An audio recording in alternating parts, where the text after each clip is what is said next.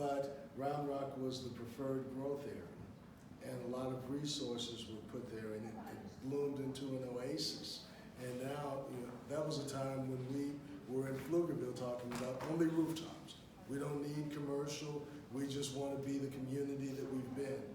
And then we saw all that development and all the resources that were coming from it, and we've been trying to play catch up as it relates to how and what is necessary to educate our kids.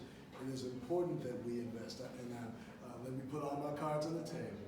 I am a former superintendent's son. This is and my mom was a homemaking teacher for 34 years. But what they taught us was the single most important thing that we can have if communities are to grow is a sound public education system.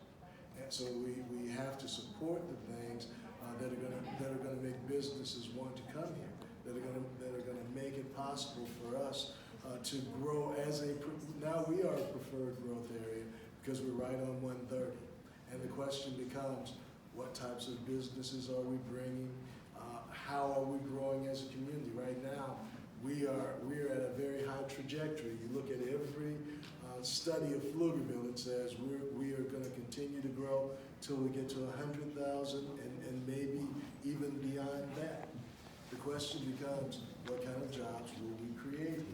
And we just need to look around us and think about the investments that have been made and how that has grown this region, and whether we want to find ourselves behind the curve again.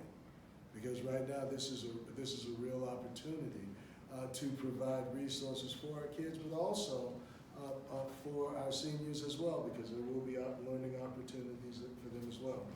My daughter just graduated from A&M, but I was one of those parents that had to pay $361 per credit hour when she came home in the summer, as opposed to $85 per credit hour if we become a part of the district. If you think education is expensive, try ignorance. Try having to deal with all of the things that you have to deal with if you don't have a good system to educate your kids and get them to work.